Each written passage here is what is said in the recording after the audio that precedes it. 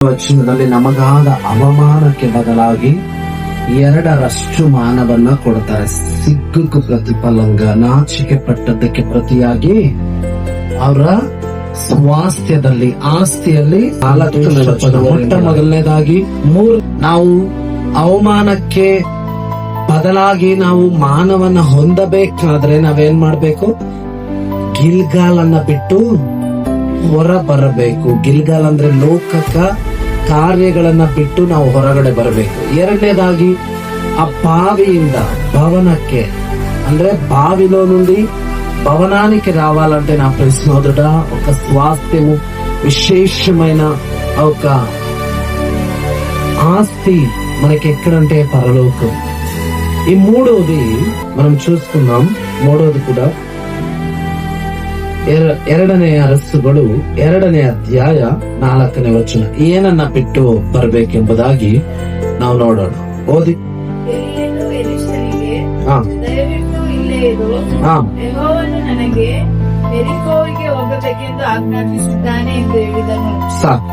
Alleluia. ಇವತ್ತೆಲ್ಲ ಹೋಗ್ಬೇಕಂತ ಹೇಳ್ತಾ ಇದ್ದಾರೆ? ಎರಿಕೋವಿಗೆ.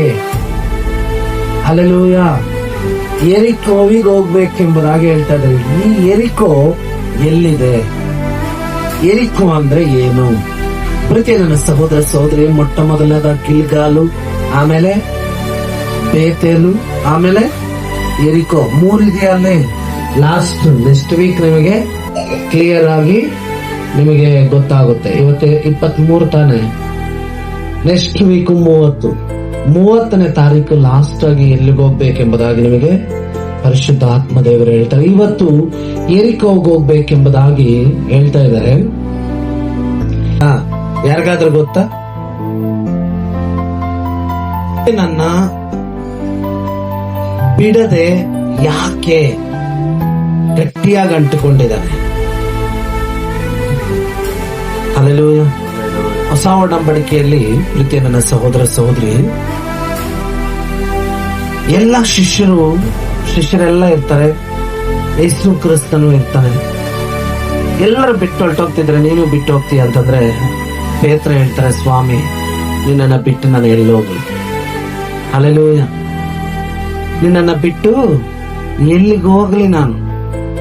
ಯಾಕಂದ್ರೆ ಜೀವಕರವಾದಂತ ಆಹಾರವು, ಜೀವಕರವಾದಂತ ಒಂದು ಮಾತುಗಳು ನಿಮ್ಮಲ್ಲಿದೆ. ನಾನು ನಿನ್ನನ್ನ ಬಿಟ್ಟು ಎಲ್ಲಿಗೆ ಹೋಗಲಿ ಎಂಬುದಾಗಿ ಹೇಳ್ತಾರೆ. ಪ್ರೀತಿಯ ನನ್ನ ಸಹೋದರ ಸಹೋದರಿ, ಈ ಹಳೆ ಒಡಂಬಡಿಕೆಯಲ್ಲಿ ಎಲಿಯನನ್ನ ಬಿಡದೆ ಗಟ್ಟಿಯಾಗಿ ಅಂಟುಕೊಂಡಿದ್ದಾನೆ. ಬೈಬಲ್ ಅಲ್ಲಿ ತುಂಬಾ ಜನ ಈ ರೀತಿಯಾಗಿ ಅಂಟುಕೊಂಡಿರುವಂತವರು ಆಶೀರ್ವದಿಸಲ್ಪಟ್ಟಿದ್ದಾರೆ. ಇವತ್ತು ಪ್ರೀತಿಯ ನನ್ನ ಸಹೋದರ ಸಹೋದರಿ, ನೀನು ಒಂದು ವೇಳೆ ನಾನು ಯಾಕೆ ಈ ಮಾತು ಹೇಳ್ತಿದ್ದೀನಿ ಅಂತಂದ್ರೆ, ನೀನು ಬದುಕಬೇಕಾದರೆ, ನೀನು ಜೀವಿಸಬೇಕಾದರೆ, ನೀನ್ ನಡಿಬೇಕಾದ್ರೆ, ನೀನು ಮಲಗಬೇಕಂದ್ರೆ, ನೀನು ಕೆಲಸ ಮಾಡಬೇಕಾದ್ರೆ ಒಬ್ಬರು ಇರ್ಲೇಬೇಕು. ಹಲ್ಲೆಲೂಯಾ. ಯಾರು? ದೇವರಿಲ್ಲ ಅಂತಂದ್ರೆ ನೀವು ಬದುಕಕ್ಕಾಗಲ್ಲ, ನಾವು ಬದುಕಕ್ಕಾಗಲ್ಲ. ಒಬ್ರು ಇಂಪಾರ್ಟೆಂಟ್ ಆಗಿರ್ಬೇಕು. ಯಾರು? 2024ನೇ ಯಾರ್ಯಾರು ಇರ್ಬೇಕು? ನಾವು ಆಶೀರ್ವದಿಸಲ್ಪಡಬೇಕಾದ್ರೆ ಮೊದಲು ಯಾರಿರ್ಬೇಕು? ಸಭೆ ಇರ್ಬೇಕು. 3, 4 ಪ್ರೀತಿಯ ನನ್ನ ಸಹೋದರ ಸಹೋದರಿ, ಪ್ರತಿ ಒಂದೂ ಇಂಪಾರ್ಟೆಂಟ್.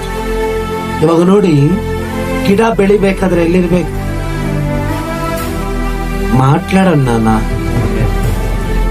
ಎಲ್ಲಿರ್ಬೇಕು? ಗಿಡ ಬೆಳಿಬೇಕಾದ್ರೆ ಭೂಮಿಯಲ್ಲಿರ್ಬೇಕು. ಗಿಡ ಎತ್ಕೊಂಡೋಗಿ ಎಲ್ಲಾದ್ರೂ ಒಂದು ನೋಡಿ. ಇವಾಗ ಸೈನ್ಸಿಸ್ಟ್ ಜ್ಞಾನಿಗಳೆಲ್ಲ ಏನ್ ಮಾಡಿದ್ರು? ಚಂದ್ರಲೋಕದಲ್ಲಿ ಹೋಗ್ಬಿಟ್ಟು ನಾವು ಮರಗಳು ಉಣ್ಬೇಕು, ಬದುಕೋಕೆ ಏನಾದ್ರೂ ಇದಾವೇನೋ ಅಂತ ಹೇಳ್ಬಿಟ್ಟು ಹೋಗಿ ನೋಡಿದ್ರೆ ಅಲ್ಲೇನಿದೆ? ಮಣ್ಣಿದೆಯಾ? ಇದೆಯಾ? ಧೂಳಲ್ಲಿ ಹೋಗಿ ಯಾವ ಬೆಳೆನೂ ಬೆಳೆಯಲಕ್ಕಾಗಲ್ಲ. ದೇವರ ಮನುಷ್ಯನು ಬದುಕಲೇ ಎಂಬುದಾಗಿ ಭೂಮಿಯಲ್ಲಿ ಉಂಟು ಮಾಡಿದ್ರು. ಹಲ್ಲೆಲೂಯಾ. ಭೂಮಿಯಲ್ಲಿಟ್ರು ಆಶೀರ್ವಾದ ಹೊಂದಬೇಕೆಂಬುದಾಗಿ ಭೂಮಿಯಲ್ಲಿಟ್ರು. ಆದ್ರೆ ಆ ಗಿಡನ ತಗೊಂಡು ನಾವೆಲ್ಲಾದ್ರೂ ಒಂದು ಮೇಲೆ ಎಲ್ಲಾದ್ರೂ ನೇತಾಕಿದ್ರೆ ಏನಾಗುತ್ತದು? ಒಣಗೋಗಿ ಸುಟ್ಟೋಗುತ್ತೆ ಅಲ್ವಾ? ನಿನ್ನ ನನ್ನ ಜೀವಿತನೂ ಅಷ್ಟೇ, ನಿನ್ನ ನನ್ನ ಲೈಫ್ ಅಷ್ಟೇ. ಪ್ರೀತಿಯ ನನ್ನ ಸಹೋದರ ಸಹೋದರಿ, ನೋಡಿ ಯಾಕೆ ಎಲಿಯನನ್ನ ಬಿಡದೆ ಎಲೀಷನ ಗಟ್ಟಿಯಾಗಿ ಅಂಟಿಕೊಂಡಿದ್ದಾನೆ ಅಂತಂದ್ರೆ, ಎಲೀಷನು 2ರಷ್ಟು ಬೇಕಂತ ಎದುರು ನೋಡ್ತಾ ಇದ್ದ. ಹಲ್ಲೆಲೂಯಾ. 2ರಷ್ಟು ನನಗೆ ಭಾಗ ಬೇಕೆಂಬುದಾಗಿ ಕೇಳ್ತಾ ಇದ್ದ. ಅದಕ್ಕೋಸ್ಕರನೇ ಪ್ರೀತಿಯ ನನ್ನ ಸಹೋದರ ಸಹೋದರಿ, ಇಲ್ಲ ಅಂತಂದ್ರೆ ನಿಜವಾಗಿ ಯಾವತ್ತೂ ಬಿಟ್ಟೊಳ್ಟೋಗ್ತಾ ಇದ್ದ. ನೋಡಿ, ಎಲಿಯನ ಜೊತೆ ಎಲೀಷನ್ ಇದ್ದ. ಎಲೀಷನ ಜೊತೆ ಒಬ್ಬ ವ್ಯಕ್ತಿ ಇದ್ದ. ಯಾರಾತನು? ಗೆಹಾಜಿ. ನಾಮಾನನ ಒಂದು ಸ್ಟೋರಿ ನಿಮಗೆ ಗೊತ್ತಿರಬಹುದು. ಅರಾಮ್ಯರ ಅರಸನಾದಂತ ನಾಮಾನನಿಗೆ ಒಂದು ಕುಷ್ಠರೋಗ ಇರುತ್ತೆ. ಆ ಕುಷ್ಠರೋಗ ಇದ್ರೆ ಎಲೀಷನ ಹತ್ರ ಬಂದು, ಎಲೀಷ ಒಳಗಡೆಯಿಂದಾನೆ ಆನ್ಸರ್ ಕೊಡ್ತಾನೆ, ಹೋಗಿ ಯೋರ್ದಾನ್ ನದಿಯಲ್ಲಿ 7 ಸಾರಿ ಮುಳುಗು ಬಿಡು, ನಿನಗಿರೋ ಕುಷ್ಠ ಎಲ್ಲ ಬಿಟ್ಟೋಗುತ್ತೆ ಅಂತಂದ್ರೆ, ಈ ಗೆಹಾಜಿ ಎಲೀಷನನ್ನ ಬಿಟ್ಟು ಹೋಗಿ ತುಂಬಾ ಸಾರಿ, 1 ಸಾರಿ ಅಲ್ಲ, 2 ಸಾರಿ ಅಲ್ಲ, ತುಂಬಾ ಸಾರಿ ಇಂತ ಒಂದು ಕಾರ್ಯಗಳನ್ನ ಮಾಡ್ತಾರೆ. ಏನೇನ್ ಮಾಡ್ತಾರೆ? ಒಂದು ಸಾರಿ ದೋತಾನಿನಲ್ಲಿ ಶತ್ರುಗಳೆಲ್ಲ ಬಂದು ಮುತ್ಕೊಂಡಿದ್ರೆ ಅಲ್ಲೂ ಸಹ ಅಷ್ಟೇ ಸುತ್ತು ನಿಂತಿರೋದನ್ನ ನೋಡಿ ಗೆಹಾಜಿ ಭಯ ಪಡ್ತಾ ಇರ್ತಾನೆ. ಗೆಹಾಜಿ ಕಣ್ಣು ಯಾವಾಗೂ ಲೌಕಿಕವಾದ ಕಾರ್ಯಗಳಲ್ಲೇ ಇತ್ತು. ಅದಕ್ಕೋಸ್ಕರ ಮೊಟ್ಟ ಮೊದಲನೇದಾಗಿ ಗಿಲ್ಗಾಲನ್ನ ಬಿಡಬೇಕೆಂಬುದಾಗಿ ದೇವರ ವಾಕ್ಯ. 2ನೇದಾಗಿ ಗಿಲ್ಗಾಲನ್ನ ಬಿಟ್ಟವ್ರು ಎಲ್ಲಿ ಹೋಗ್ಬೇಕು? ಬೇತೇಲ್ಗೆ ಹೋಗ್ಬೇಕು. Step by step. ಬೇತೇಲ್ ಅಂದ್ರೆ ದೇವರ ಆಲಯ. ದೇವರ ಆಲಯ ಅಂತಂದ್ರೆ ಪರಲೋಕಕ್ಕೆ ಹತ್ತುವ ಒಂದು ಏಣಿ. ಅದಕ್ಕೆ ಬಾವಿಲೋನುಂಡಿ ಭವನಮು. ಬಾವಿಯಲ್ಲಿದ್ದಂತ ನಿನ್ನನ್ನ ಮೇಲೆ ಬರ್ಬೇಕಂದ್ರೆ ಏನ್ ಬೇಕೀಗ? ಏಣಿ ಬೇಕೇ ಬೇಕಲ್ವಾ? ಯಾವ್ದ ಏಣಿ? ಯಾವುದು? ಪರಲೋಕನ ಏಣಿ ಯಾವುದು? ನೀವು ಪರಲೋಕಕ್ಕೆ ಹತ್ತಬೇಕಂದ್ರೆ ಯಾವ್ದು ಬೇಕು ನಿಮಗೆ? ಸಭೆ ಇರಬೇಕು. ಸಭೆ ಇಲ್ಲ ಅಂತಂದ್ರೆ ನಿಜವಾಗಿಯೂ ಕೆಲವರು, ಅದಕ್ಕೆ ಇಬ್ರಿಯರಿಗೆ ಬರೆದ ಪತ್ರಿಕೆಯಲ್ಲಿ ಸಭೆಯನ್ನ ರೂಢಿಯಾಗಿ ಬಿಡ್ತಾರೆ. ಕೆಲಸಕ್ಕೋಸ್ಕರ ಬಿಡ್ತಾರೆ, ನೆಂಟರಿಗೋಸ್ಕರ, ಜಾತ್ರೆಗಳಿಗೋಸ್ಕರ. ಇವತ್ತು ಪ್ರತಿ ಒಂದು ಫೋನ್ ಕಾಲ್ಸ್ ಅಲ್ಲೂ ಭಾನುವಾರ ನಮ್ಮ ಸಂಬಂಧಿಕರೆಲ್ಲ ಆ ಪ್ರೋಗ್ರಾಮ್ ಈ ಪ್ರೋಗ್ರಾಮ್ ಅಂದ್ರೆ ಫಸ್ಟ್ ದೇವರಿಗೆ ಪ್ರಿಫರೆನ್ಸ್ ಕೊಡ್ತೀವಿ. ಪ್ರೀತಿಯ ನನ್ನ ಸಹೋದರ ಸಹೋದರಿ, ನೀವು ಯಾವಾಗ ಕಲಿತೀರಾ? 1 ವಾರ ಬಂದ್ರೆ ಇನ್ನೊಂದು 2-3 ವಾರ ರಜಾ. ಎಲ್ಲೋಗಿರ್ತೀರಾ? ಎಲ್ಲಿರ್ತೀರಾ ನೀವು? ಯಾವ್ಯಾವ ಪ್ರೋಗ್ರಾಮ್ ಅರೇಂಜ್? ಪ್ರೀತಿಯ ನನ್ನ ಸಹೋದರ, ನಿಜವಾಗಿಯೂ ನೀನೇ ಒಂದೊಂದು ಮೆಟ್ಲು ಇಳಿದು ಕೆಳಗಡೆ ಹೊರಟೋಗ್ತಾ ಇರ್ತೀವಿ. ಈ ಎರಿಕೋ ಗೊತ್ತಾ ನಿಮಗೆ? ಎರಿಕೋ ಗೊತ್ತಾ? ನೋಡೋಣ. ಲೂಕನ ಬರೆದ ಸುವಾರ್ತೆ. ಎರಿಕೋ ಎಲ್ಲಿದೆ? ಯೆಹೋಶುವ ಗ್ರಂಥ 6ನೇ ಅಧ್ಯಾಯದಲ್ಲಿದೆ. ಎರಿಕೋ ಅಡ್ಡ ಬರುತ್ತಲ್ವಾ? ಎರಿಕೋ ಕೋಟೆ ಅಡ್ಡ ಬರುತ್ತೆ. ಬರ್ಕೊಳ್ಳಿ ರೆಫರೆನ್ಸು. 6ನೇ ಅಧ್ಯಾಯ ಯೆಹೋಶುವ ಗ್ರಂಥ 6ನೇ ಅಧ್ಯಾಯ ಬರ್ಕೊಳ್ಳಿ. ನೋಡಿ ಪೃಥ್ವಿ, ನನ್ನ ಸಹೋದರ ಸಹೋದರಿ, ಇವತ್ತು ಗಿಲ್ಗಾಲನ್ನ ಬಿಟ್ಟು ಎಲ್ಲಿಗೆ ಬಂದ್ರಿ? ಬೇತೇಲಿಗೆ ಬಂದ್ರ? ಬೇತೇಲಿಗೆ ಬಂದವರು ಎಲ್ಲಿಗೆ ಬರ್ಬೇಕು? ಬೇತೇಲಿಗೆ ಬಂದ ಇವ್ರು ಏನ್ ಮಾಡ್ತಾ ಇದಾರೆ ಗೊತ್ತಾ? ಎರಿಕೋಗಿ ಇಳಿದು ಹೋಗ್ತಾ ಇದಾರೆ. ಎರಿಕೋಗಿ ಇಳಿದೋಗದಾಗ ಕೆಲವೊಂದು ಕಾರ್ಯಗಳು ನಡೀತದೆ. ಲೂಕನು ಬರೆದ ಸುವಾರ್ತೆ. ಅವರ ಕಳ್ಳರ ಕೈಗೆ ಸಿಕ್ಕಿ 10ನೇ ಅಧ್ಯಾಯ 30ನೇ ವಚನ. ಯೇಸು ಅವನಿಗೆ ಪ್ರತ್ಯುತ್ತರವಾಗಿ ಹೇಳಿದ್ದೇನೆಂದರೆ, ಒಬ್ಬ ಮನುಷ್ಯನು ಯೆರೂಸಲೇಮಿನಿಂದ ಘಟ್ಟ ಇಳಿದು ಯೆರಿಕೋವಿಗೆ ಹಿಂತಿರುಗುವಾಗ ಕಳ್ಳರ ಕೈಗೆ ಸಿಕ್ಕಿದನು. ಸಿಕ್ತ ವಾಕ್ಯ? ಸಿಕ್ಕಿದೆಯಮ್ಮ? ಓದ್ತಿದ್ದೀರಾ? ನೋಡಿ ಅಲ್ಲಿ ಏನಂತಿದೆ? ಯೆರೂಸಲೇಮು. ಯೆರೂಸಲೇಮ್ ಅಂದ್ರೆ ಏನು? ದೇವರ ಆಲಯ. ರೆಫರೆನ್ಸ್ ಬೇಗ ಬರ್ಕೋಬೇಕು, ನನ್ನ ನೋಡ್ಬೇಕು ನೀವು. ಯೆರೂಸಲೇಮ್ ಅಂದ್ರೆ ದೇವರ ಆಲಯ. ಆಲಯದಲ್ಲಿದ್ದಂತ ವ್ಯಕ್ತಿ ಮತ್ತೆ ಎಲ್ಲೋಗ್ತಾ ಇದ್ದಾರೆ? ಎರಿಕೋಗ್ ಹೋಗ್ತಾ ಇದ್ದಾರಂತೆ. ಎರಿಕೋವನ್ನ ಬಿಟ್ಟು ಹೋಗಬೇಕೆಂಬುದಾಗಿ ಹೇಳ್ತಾ ಇದ್ದಾರೆ. ದೇವರು ನೋಡ್ಬೇಕಂದ್ರೆ ಅಲ್ಲಿ ವಾಕ್ಯ ನೋಡಿ, ಇನ್ನೊಂದ್ಸರ್ತಿ ಓದ್ಕೊಳ್ಳಿ. 2ನೇ ಅರಸುಗಳಲ್ಲಿ 2ನೇ ಅಧ್ಯಾಯ 4ನೇ ವಚನದಲ್ಲಿ ದೇವರೇ ಹೇಳ್ತಾ ಇದ್ದಾರೆ, ಎರಿಕೋವನ್ನ ಬಿಟ್ಟು ಹೋಗಬೇಕೆಂದು ಆಜ್ಞಾಪಿಸಿದ್ದಾನೆ ಎಂದು ಹೇಳಲು ಆದರೆ ಎಲೀಷನು, ಯೆಹೋವನಾನೇ, ನಿನ್ನ ಜೀವದಾಣೆ, ನಾನು ನಿನ್ನನ್ನ ಬಿಟ್ಟು ಹೋಗುವುದಿಲ್ಲ ಎಂದು ಉತ್ತರ ಕೊಟ್ಟು ಅವನ ಜೊತೆಯಲ್ಲೇ ಯೆರಿಕೋವಿಗೆ పోదను. నువ్వు పద ఎక్కడ పోతావు? నా ప్రియ సోదరుడా, ఇక్కడున్న తల్లిదండ్రులు కావచ్చు, పిల్లలు కావచ్చు, మీ మమ్మీ డాడీ మీకు ఏమైనా తీసికపోతే మీరు ఇడిస్తారా? Mummy mummy please, mummy mummy, daddy daddy వెనక్కి ಪಡ್ತಾರಗ, ಹಿಂದೆ ಬೀಳ್ತೀರಾ? ಅನುಭವ ಇದೆಯಾ ಆತರ? ನೀವ್ ಬಿದ್ದಿರೋ ಬಿದ್ದಿಲ್ವೋ ನನಗ್ ಗೊತ್ತಿಲ್ಲ. ನಾನ್ ಬಿದ್ದಿದ್ದೀನಿ ನಮ್ಮ ಅಮ್ಮ ಹಿಂದೆ, ನಮ್ಮ ಅಪ್ಪ ಹಿಂದೆ. ನಮ್ಮ ಅಪ್ಪ ಹಿಂದೆ ಬಿದ್ದಿಲ್ಲ, ಹೆಚ್ಚಾಗಿ ನಮ್ಮ ಅಮ್ಮ ಹಿಂದೆ ಜಾಸ್ತಿ ಬಿದ್ದಿದ್ದೀನಿ. ಅಮ್ಮ ಅಮ್ಮ ಅಮ್ಮ ಅಮ್ಮ ಅಮ್ಮ ಅಮ್ಮ ಅಂತ. ಅಲ್ಲೆಲ್ಲೂಯ್ಯ. ಯಾಕೆ ಆತರ ಬೀಳ್ತೀವಿ ಗೊತ್ತಾ? ನಾವು ಬೇಕಾಗಿರುವುದನ್ನ ಸಾಧಿಸಲಿಕ್ಕೆ. ಅಲ್ಲೆಲ್ಲೂಯ್ಯ. ಅನ್ಯಾಯವಾಗಿ ನಾವೇನು ತಪ್ಪು ಮಾಡಲ್ಲ.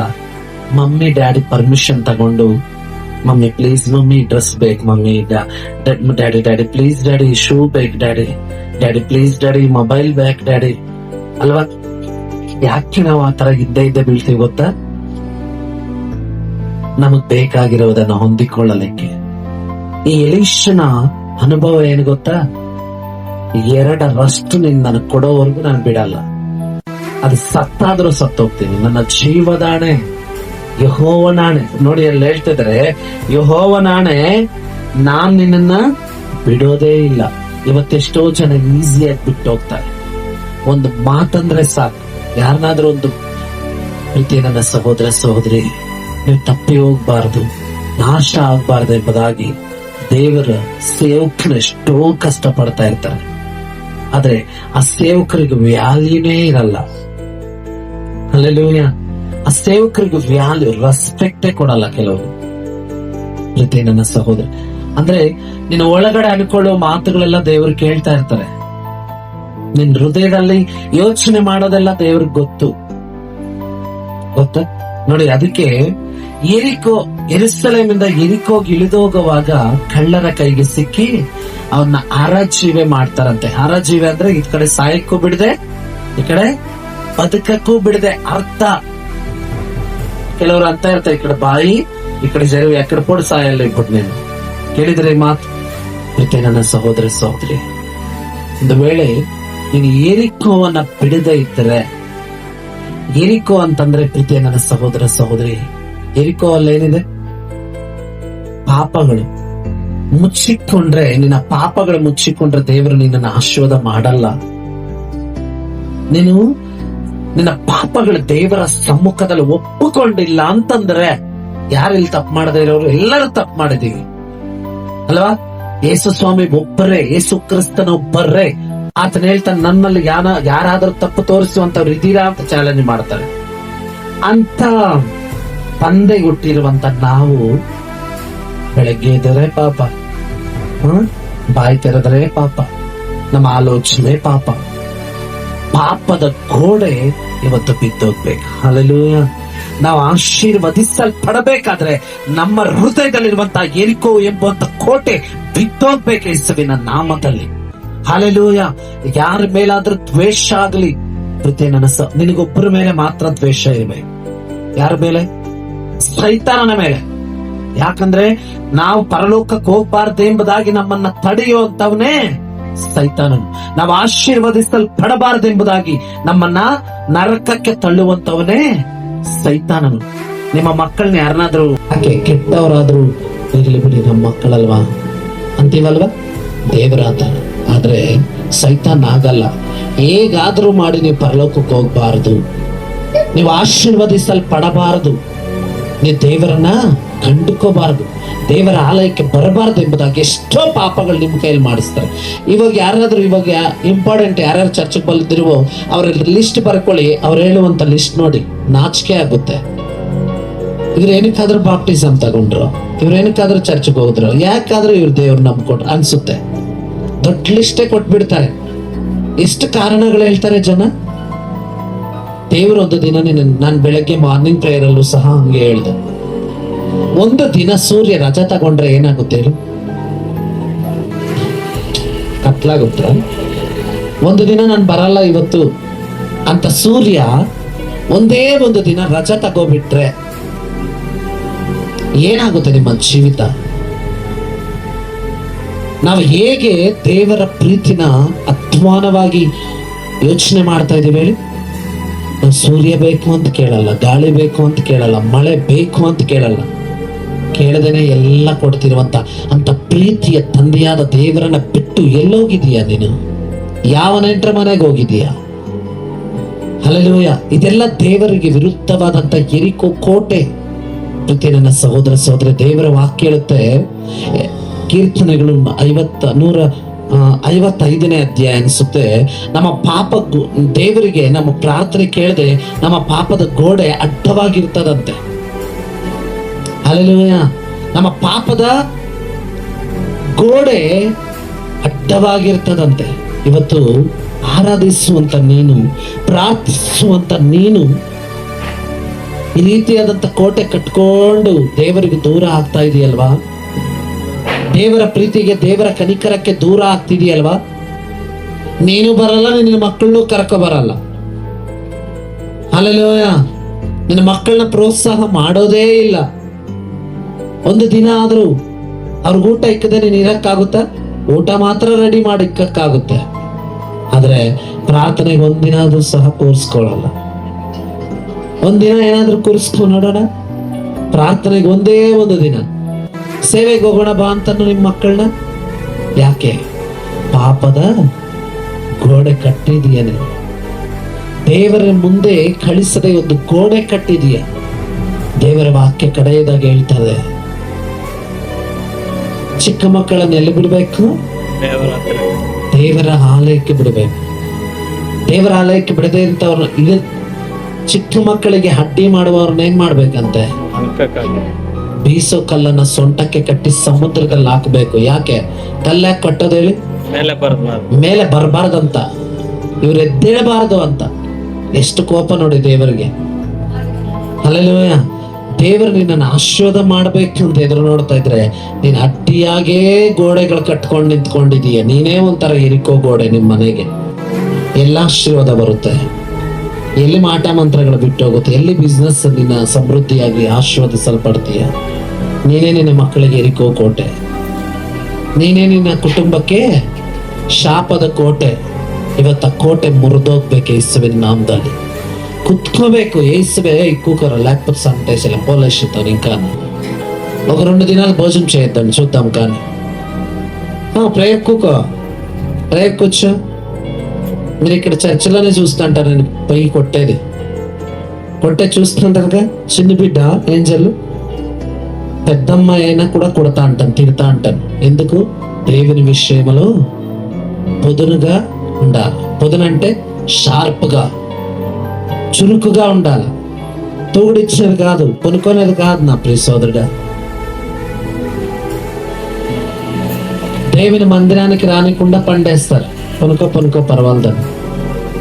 నైట్ డ్యూటీ చేసేస్తూ ఇంకొక విచిత్రం. హల్లెలూయా. నైట్ డ్యూటీకి పోతే నీకే ఇంత ప్రేమ ఉంటే, ఆయన సన్నిధికి తోడుకు రాక ఉంటే నువ్వు ఎంత శాపగ్రస్తరాలు, ఎంత శాపము. నువ్వు పనుకుంటే చర్చలా పనుకోరా, పర్వాలే. చచ్చిపోతే ఆడే చచ్చిపోరా. హల్లెలూయా. నా ప్రియ సోదరుడా, వదలొద్దు. నీ పిల్లల్ని వదలొద్దు, నువ్వు రూఢిగా వదులుకోవద్దు. నా ప్రియ సోదరుడా, ఎరికోకు దిగెళ్ళిపోవద్దు. ఎరికోకి నువ్వు దిగెళ్ళిపోతావు అనుకో, దొంగల చేతికే చిక్కుతారు. వాళ్ళు అక్కడ సాయలేక బతుకలేక నేను మధ్యలో నిలబెట్టి వెళ్ళిపోతారు. ఇక్కడ నరకానికి పోయేకేయాలి, ఇక్కడ పరలోకానికి పోయేకేయాలి. ఆడే నరలి కాలు బూడిదైపోతాం. అర్థమైందో? దయచేసి నా ప్రియ సోదరుడా, మధ్యాహ్న కాల సమయంలో ఒక తీర్మానం తీసుకో ప్లీజ్. దేవా, ఒకవేళ నేను ఎరికోకేమన్నా వెళ్ళిపోతా అంటే, లౌకికంగా జీవిస్తుంటే, నా పాపాలు ఏమైనా మూసి పెట్టుకొని ఉంటే నన్ను క్షమించు నాయన. నా పాపాలని ముందు ఒప్పుకుంటానయ్యా. నన్ను నిర్మలముగా చేయండి, పరిశుద్ధునిగా చేయండి. నా హృదయంలో ఉన్న గలీజంతా తీసివేయండి. నా జీవితంలో ఉన్న ప్రతి చేదైన అంత కార్యాలు తీసేయండి. అని దేవుని సన్నిధిలో మొరపెడదామా? ప్రార్థన చేద్దాం. పరిశుద్ధుడా, మహోన్నతుడా, బలవంతుడా, గొప్ప దేవా, ఇగో నాయన, మధ్యాహ్న కాల సమయంలో మేము ప్రార్థిస్తున్నాం. ఇకనైనా బేతేల్ అంటే నీ మందిరం, నీ మందిరంలో నేను ఆరాధించే వ్యక్తి, నేను ప్రార్థించే వ్యక్తి నైనా ఒకవేళ ఎరికోకు దిగెళ్ళిపోతూ ఉంటే దాని నుండి వచ్చే కష్టాలు, ప్రాబ్లమ్స్ నైనా మీరు చూసే దేవుడవయ్యా. ఇకనైనా మా మందిరంలో అలాంటి కార్యాలు ఎవరైనా చేసేవారుంటే క్షమించండి, లేవనెత్తండి. యేసు నామములో తండ్రి, ఆమేన్.